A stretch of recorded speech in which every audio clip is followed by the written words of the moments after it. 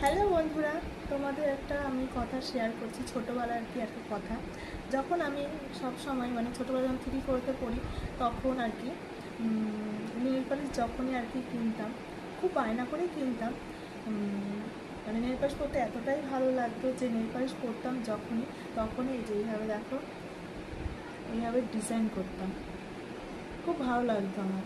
সেই ছোটোবেলার কথাগুলো মনে করলে আমি আমার নেল পালিশ পরছি, তাই আমি ভাবলাম যে যাক তোমাদের সাথেও কথাটা শেয়ার করা যাক। এইভাবে মানে নেল পালিশ দিয়ে এইভাবে সাজতাম।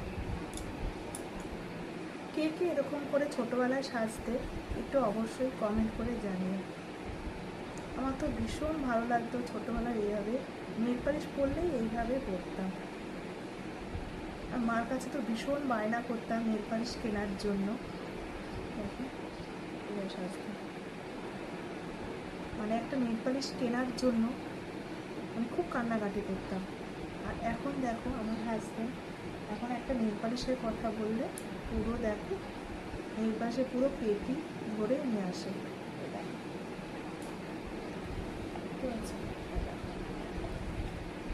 আর আগে ছোটোবেলায় একটা নেল পালিশের জন্য কত কান্নাকাটি করতাম, মা নেল পালিশ কিনে দাও, এত ভালো লাগতো পড়তে।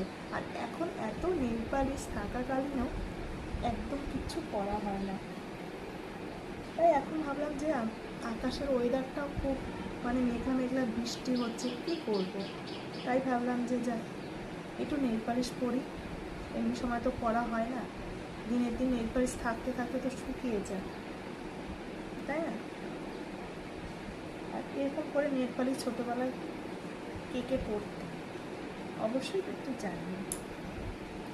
আমার তো ভীষণ ভালো লাগে পড়তে। সেই ছোটোবেলার সেই দিনগুলো তো ফিরে আসবে না, ওই ছোটোবেলার দিনগুলোই খুব ভালো ছিল, খুব মিস করি। আর এখন দেখো বিয়ে শাদী হয়ে গেছে, সংসারে এতটাই চাপ হয়ে গেছে যে ইচ্ছা করে না যে নেল পালিশ পরি বা সাজি। দেখো নেল পালিশ দিয়ে দেখো ক্লিপও করতাম ছোটোবেলায়, সেটাও পড়েছি। কেমন লাগছে অবশ্যই জানিও। টাটা, সবাই ভালো থেকো, সুস্থ থেকো, শুভ দুপুর।